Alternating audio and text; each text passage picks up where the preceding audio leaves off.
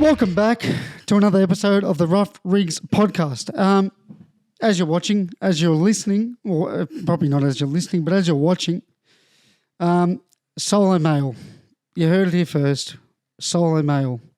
Will has dogged the Rough Rigs community, and I'm here to carry the boats, or whatever David Goggins says about carrying the boats and fuck this and fuck that. Anyways, we're here. I'll try to run through this as smoothly as I possibly can for someone who doesn't podcast by themselves. How was your weekend? Yep, cool, don't care. No, joking. How was your weekend? Was it good? What did you just get up to? How was my weekend? Obviously not that memorable, and that's probably sad because I probably did some shit. But I can't remember what I did. So couldn't have been that good, to be honest. Anyways, we will get into the proceedings of this week's episode, and I think we'll start with the round that happened. So in the first game, just let me pop this up on my screen. In the first game, people are calling it the Rough Rigs Cup for many a reason. We're in Magic Round. It was Magic Round. It was magical. We have the Cronulla Sharks, 28, defeating Will's fucking shithouse football team, 18. Yeah. What can I say? The better team gets the win. The Eels fucking suck. Hines outplayed Moses. You wouldn't want to read about it. Trindle and Moses hate each other. I love to see that. William Kennedy shows again that he's our most consistent, probably our best player. The Eels are good. They bombed a lot of chances, or not chances, but half chances created. So, 28-18, I think it's a fair assumption of the game. I will say the Sharks were fucking tired. I think the week before against the Tigers really took it out of the Shark boys, and you could see it with about 20 to go. It was, they were exhausted. So Sharks get that one. Now it's 1-1 in the Rough Rigs Cup because last year the Eels somehow won. They fucking cheated or some shit. But they're back to sucking, but you can see what they're trying to achieve here. You can see what the Eels are trying to do, and I respect that. They're showing a lot more ticker than some other clubs at the moment, but we'll get into that further into the episode. I tip the Sharks. We'll tip the Eels, so 1-0 to me. We move on to the second game of that night. Roosters 36 defeat the Dolphins 26. An absolute point smasher. Plenty of points happening. Robert Toyer, shout out to him for the 92% of Supercoach players that didn't play him. Spewing. I'm one of those 92%. I played Billy Smith. Thank you for that one. Whoever tipped me that, I think probably let's go with Will and Cody Cole. Thanks, Cody Cole. No, but seriously, who would have played Toyer? Not many people have played him the last couple of weeks, so you can't do that. Oh, I was going to play him. The Dolphins have come alive. They've got some forwards back. Saifidi looks great, leading that pack.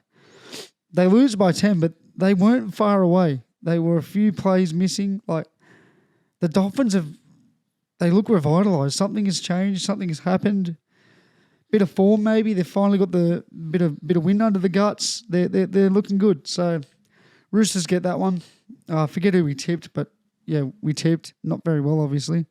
I think I got 4, so don't fucking tip me. Knights 30 defeat the Rabbitohs 4. The Knights, they've finally done it. They finally put 60 minutes together, you know. I think Knights fans were fucking praying to the Lord above, praying to whatever you believe in. They were hoping for something. Just show the fans something. 30-4, you'll take it. Now, I've got 2 lenses. I'm going to look through 2 different lenses for this game. The Knights were good. I don't think they were great. Fletcher Sharp, great football talent. But we'll get back to him in a second. The Knights were good. They weren't great. I think they were above average, like a 6.5 out of 10.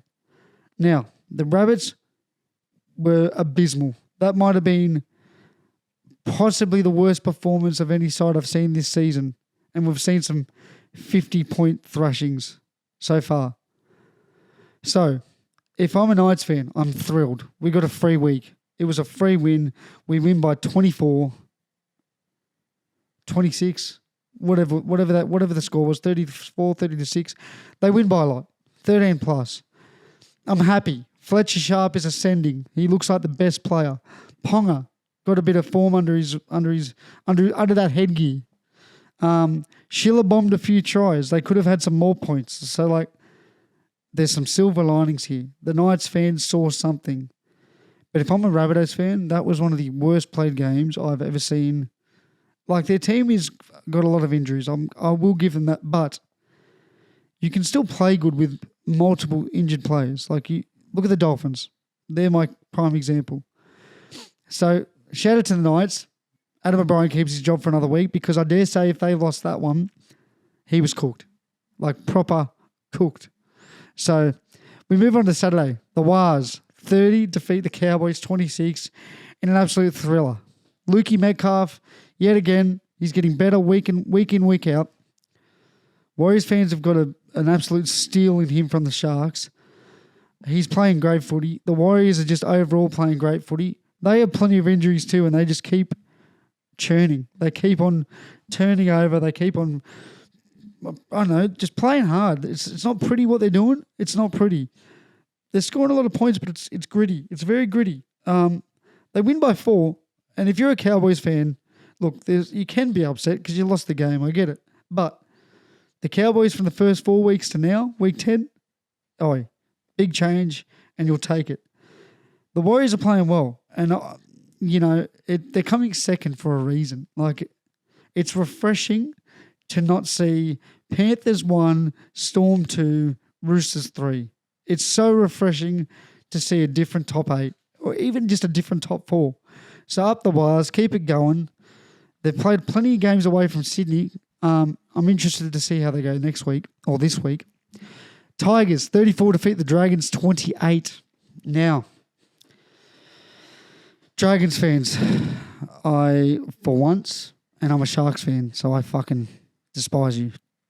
Just rivalry things. There's nothing against yous. Probably great blokes, but I just got to say that I hate yous. But I don't. I love yous. Jaden Sewer. This is the one game I didn't get to watch live. I was doing something, obviously, but I forget what that was. Yeah.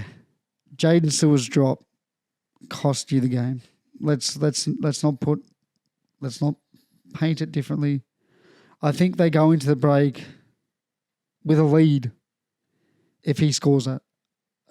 Not a comfortable lead, but a lead from memory. Where does that rank on the worst bomb try of all time? No one around him. He's smiling as he's running through the line. Hits off his knee. And just to rub your face in the dirt, he knocks it on to the quickest player for the Tigers. Dream Buller runs 115 metres, including the in-goals, to score a try. Well done to the Tigers. I mean, they're winning games, and they're not the Tigers of old. They're a team that will fight to the death, and a 34-28 scoreline shows. Now, if the Dragons had 10 more minutes, do they win? Possibly. But there's so many possiblies you can say in the NRL. If Jaden Sewer scores that try, do they win? More than likely, but he didn't, and Dream Buller scored instead. Frustrating week for the Dragons fans. Fucking that winning feeling for the Tigers. Terrell May is a premier forward in this NRL. The Roosters must be kicking themselves, and especially the Rooster fans. You must be just scratching your head. Like, they had him, and now he's just arguably a lock for the New South Wales Blues. Like an absolute lock. So we'll move on from that game because, the Dragons suck. Bulldogs, 38 defeat the Titans, 18. Now, I think a lot of people expected this type of scoreline because the Titans can attack. But when Weaver went out very early into the game, you sort of just knew the Bulldogs would just beat them eventually, if that sort of makes sense. But I will say the Titans were in this game for long periods. Like they were there or thereabouts for the whole game, I would say, except for the last 15 where Carraz and Stephen Crichton just took the absolute piss out of the edges. Do the Titans win if they have a 7 there for 80 minutes? Probably not, but they were there or thereabouts. So it would have been interesting to see the Bulldogs coming off that historic loss against the Broncos the week before. But again, the Doggies just show a bit of fucking grit and get after it for 80 minutes. Defensively, awesome to watch. Kiraz, hat-trick. If you had him in Supercoach, you were loving life. And if you captained him like I did in the Heinz's Hot Boys, mate, you were crowing to the fucking fields. I was loving it. I'm getting messages left, right and centre. Captain Kiraz, how have you picked this bullshit? Mate, bit of advice. If you're captaining in Supercoach, just send it. Don't pick the Clearys. Don't pick the fucking Mays. Just send it. If you think there's a good matchup and there's a possibility of big points, send it. Like, I think that's going to be the difference this year. Will I fuck it up a lot? Yeah. But will I have weeks where I'm scoring 300 plus with my captain? Yeah, I will too. So, up the Bulldogs. They're doing well. Panthers, 32, defeat the Broncos, 8. I don't understand the Broncos, and I still can't get a read on the Panthers. Like, Cleary was good, but the Broncos were really bad. I've said this to a few friends. With the Broncos, they either are, like, I'm talking, they could win the comp. Like, some games I watch them and I'm like, yep, they've got it all. They've got youth. They've got experience with Adam Reynolds and co. It's all there. It's all there. It's just, are they ready to play 80 minutes of football? Against the Panthers, 32-8, they weren't ready to play football. Now, the Panthers were good. They weren't great. Again, they were good. But, God, it must be, like, frustrating to be a Broncos fan because you see them absolutely towel up Manly. You see them towel up the Bulldogs, and then they bring out that performance, right? So it must be a weird one, like, as a Broncos fan. Because when they're on, they're on. Selwyn Cobbo fullback, I really liked it. So I think Reece Walsh will slot back in there when healthy. But mate, Cobbo looked good. The contact. He's obviously got a bit going on with the shoulder, more than meets the eye. I think he's probably getting needled up pre-game, half-time. So yeah. Last game of the round. To wrap up Magic Round, you couldn't have asked for a fucking better game, really. Raiders, the Stickies, 20 defeat. Bellamy and the Storm, 18. Plenty of controversy, but this was a semi-finals feel football game. This was awesome. It was ebbs and flows. It was domination of the Storm in the ruck for 10 minutes. Then the Raiders would dominate in the ruck for 10 minutes. They kicked a corner as well, both sides. Both fullbacks broke the game open. What a game of footy. Like, it was awesome. As a spectator, have no love for the Raiders or the Storm. I only have hatred for the Storm as a Sharks fan. This was an awesome game of footy. Now, let's get into the controversial call in quotation marks. I'm okay with it. I was okay with it. People are saying, oh, fucking ruin the game. Fucking shut up. How about that? Maybe if you're both tackling him at the same time, the guy's snapping his legs, he wouldn't crease like a camp chair, and then you whack him in the jaw. Now, was it high enough contact to penalise? Yes. Would I have penalised it? Probably not within the context of the game. But they made the call. The Raiders iced the game. What a game of footy. It was a great weekend, really. There wasn't many bludgers. All the games, probably bar the Panthers, was a good game of footy. Like, both teams were in it. Even the Titans, they were there. They were there or thereabouts. They just didn't have the class to finish off all their sets. Now, what do we all think of the lack of penalties called for the high contact? Good, right? NRL, take notes. Unless it is direct force to the head, do not penalise. If it's accidental and forceful, fair enough. I think footy fans understand. This is the NRL. It's physical. These things do happen. Shock. It's a physical sport. Now, do not revert back to this bullshit because it's not Magic Round, because it's not a premier round. If we come into next week seeing penalty after penalty after sin bin, fuck me dead. Like, they've got us on a fucking yo-yo, an emotional yo-yo. Today was good. We were on the up. We were yoing up. If we go back down, fuck me dead. It's just frustrating. Manly got the bye points, so fuck Manly, because unless you support Manly, you should hate them. And like, there's nothing wrong with that. Fucking, it's Manly. So that's round 9. Now I want to bring something up that I saw this week. The judiciary. Jacob Preston is the one I'm going to truly highlight here, and I've seen a few podcasts. I've taken in some opinions, the good, the bad, the ugly. So I've got a few different thoughts pulled from each. Right, Preston, the crusher on Tino Fasa or Malaawi. I'll clip this up so we can have a quick look at the hit. Yes, it was a crusher. I think it was accidental, and I'm not a Bulldogs fan by any stretch of the imagination. Do I like Preston? Yes, but I also like Tino. So it's very unbiased what I'm going to say. Forceful? No. Accidental? Yes. Did he deserve to miss weeks?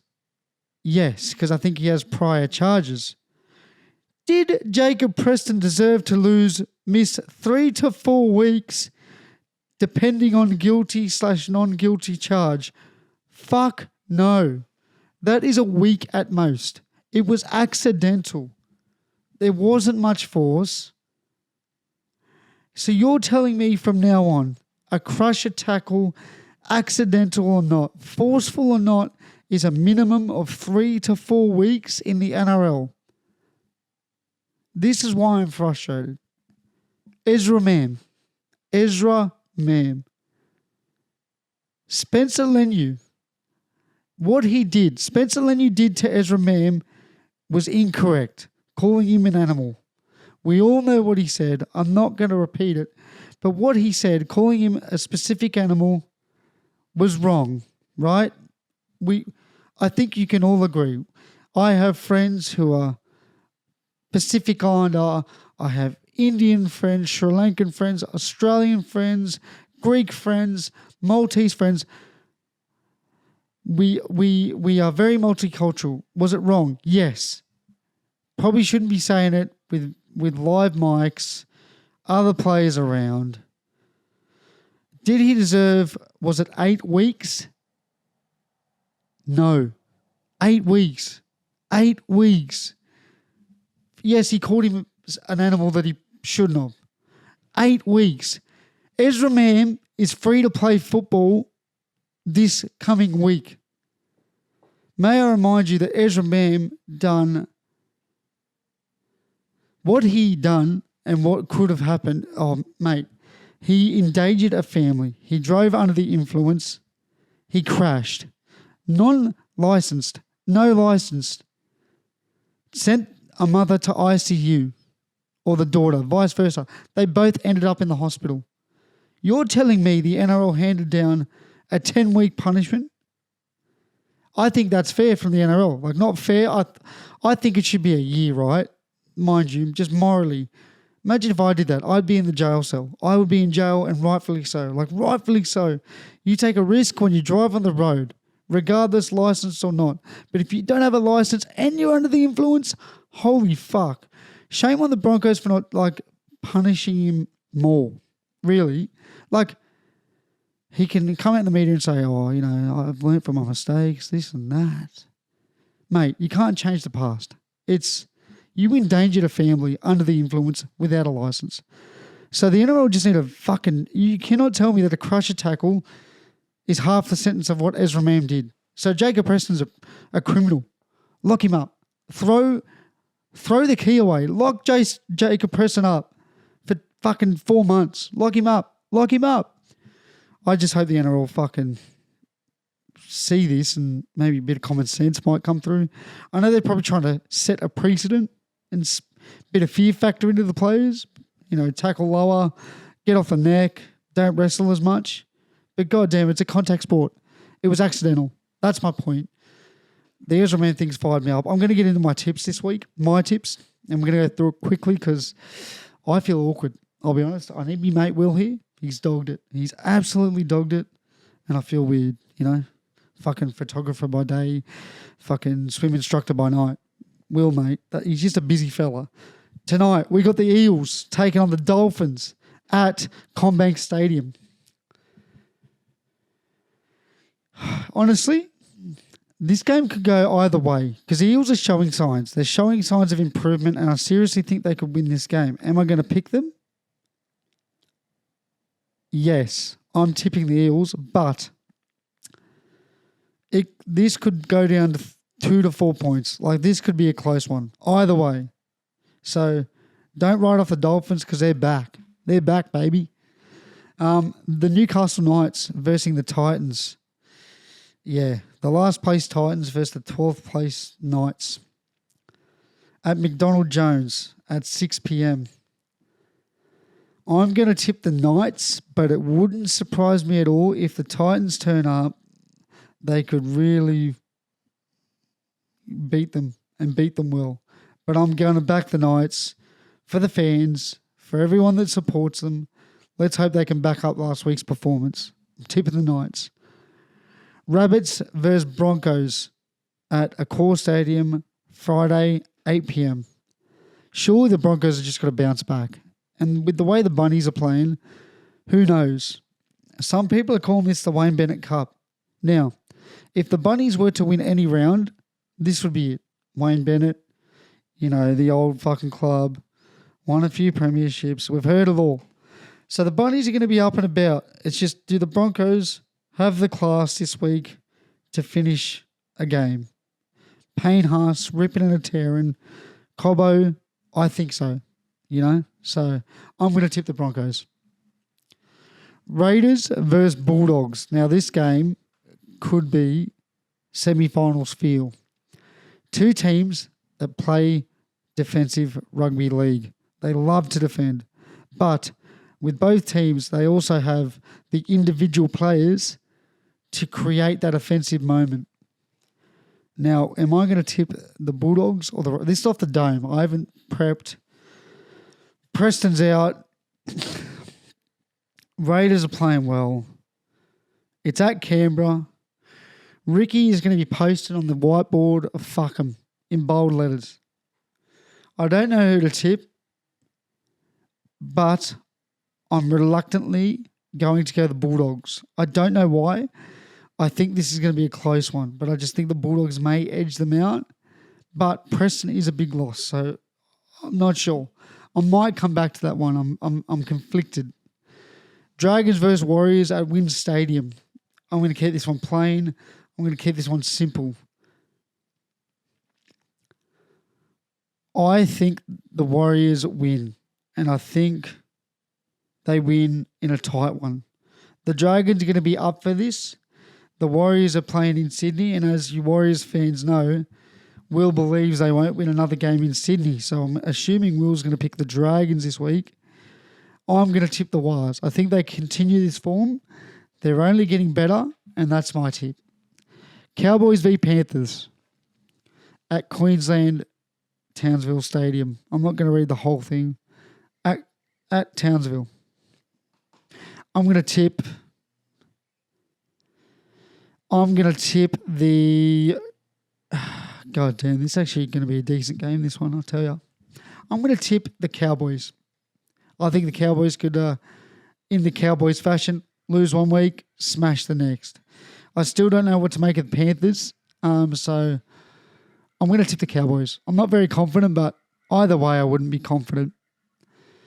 Storm versus the West Tigers at Amy Park, Sunday, 2 p.m. Now, I would normally think the Tigers would be in for a shot here, and I still think they are. But the Storm are coming off a loss, a controversial loss. Bellamy was not happy. He was not a happy camper. Now, do I think the Tigers will be competitive? Yes. Do I think the Storm will just have that class to finish off the game? Yes. I'm tipping the Storm, but this could be a cracking game. Terrell May ripping and tearing.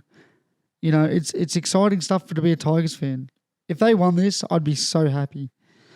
And to finish it off, the Sea Eagles up against my Cronulla Sharks at 4 Pines Park, Sydney. So this is Manly's preferred favourite slot of all time. My head says Manly and my heart says the Sharks. But I think Manly might get us here. They've been in a bit of poor form. They're coming off the bye fresh. We've been in a lot of physical games the last couple of weeks, but at least we've got the last slot. They're at Brookie. Brookie on a Sunday arvo, I can't even hate. Like it's on. I think Manly get up, and that makes me very sad to say. Hey, I'll be happy if I get a tip wrong and the Sharks get up. I'll quickly go through them. Eels versus Dolphins. I'm going to go the Eels. Knights versus Titans. I'm going to go the Knights. Rabbits versus Broncos. I'm going to go for the Broncos bounce back. Raiders versus Bulldogs. I was stuck on this one, and I'm going to flip. I'm going with the Raiders. Dragons v Warriors. I'm going the Warriors. Cowboys versus Panthers. I'm going to go the Cowboys with not much confidence. Storm v Tigers. I'm going the Storm. They don't lose 2 in a row very often or at all. And the Seagulls versus my Sharkies. It pains me to say this, but I'm going the Seagulls. But I hope to God my tip is wrong and the Sharks get up. You know, that's just my tips. So those are my tips for the week. We'll go through the ladder quickly. The top 8 at least. And last place, obviously. So we got the we'll go through the top 4. We got the Bulldogs at 1, the Raiders at 2, the Warriors at 3, and the Storm at 4. How good is that? Bulldogs 1, Raiders 2, Warriors 3. It's refreshing. It's refreshing to see 3 teams that we haven't seen in a long time be this good. Like, it's awesome. Like, it's honestly awesome. And now we'll go through the bottom 4. Broncos, Sharks, Sea Eagles, West Tigers. West Tigers, baby. They're at 8th. I'm so happy for the Tigers. See, this is where I believe that the table starts to take shape. This is where I believe games start to matter. So it's win the big games at home and win the odd one away time. It's time to go. And coming in dead last, and it brings me so much joy to say this, as a former Parramatta Eels fan as a child, I was forced into supporting them. Don't at me. The Parramatta Eels.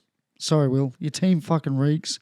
But I still think they're in a better position than Titans, Knights, if that makes sense. If you know what I mean, you know what I mean. The Knights and Tigers are just fucking disgusting at the moment. Now, we'll go to the regular part of the show. That's the NRL segment done. Kagiso Rabada. My boy, our boy, if you like him, if you don't know who he is, it's cricket. We're talking cricket now. Kagiso Rabada got done for using recreational drugs. So I'm assuming he was just having a bit of pot, bit of weed. What was his ban? Nothing really. He's cleared to play the Test Championship final against the Australians. Where do I sit on this? And honestly, this is truthfully how I feel. Australia cricket has always had harsh punishments after the ICC does what they do. I'm okay with it. Now, hear me out. And this is just me as a die-hard cricket lover that just wants the best possible product of all time. I want Rabada versus the Aussies. Rabada is the X factor. He would be the one to take 5 wickets, you know. So I'm okay with it from a playing stance. Now, do players now know... do non-Australian players now know that they can probably do recreational whatever and sort of get away with a slap on the wrist? Does it set a bad look? Possibly. But just from the playing standpoint, I'm okay with him not missing the World Test Championship final because I want the best players available. I don't want a South Africa without Rabada. I want Rabada steaming in 140 clicks at the Aussie Openers. I want the best possible game of cricket. I don't know where you stand on it. Let me know. I'll clip this up.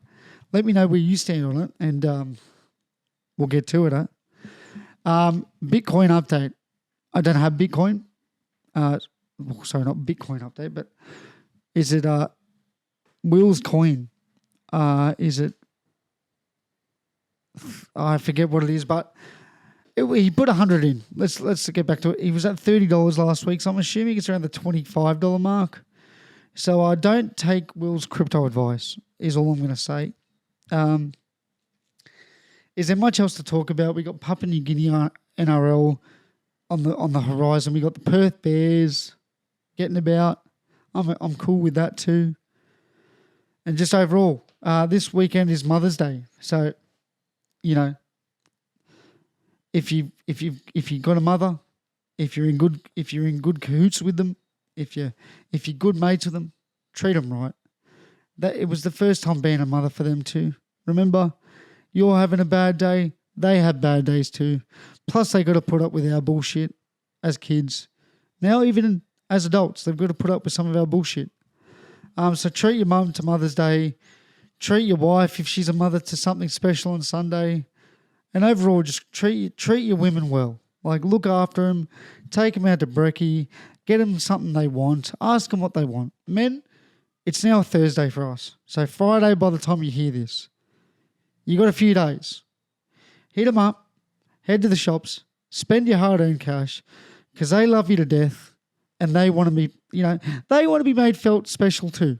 Mothers deserve a bit of love. I love me mum, so I think we're going out to brekkie. So, whatever she wants. Am I going to church? No. She's a big church girl, for those who don't know. So just treat your women right. Take them out. Make them feel special. Being a mother is a pretty important thing. Without mothers, none of us would be here. Let's just cut to the chase. Mothers do a lot for us. And, I love my mum, so treat them right.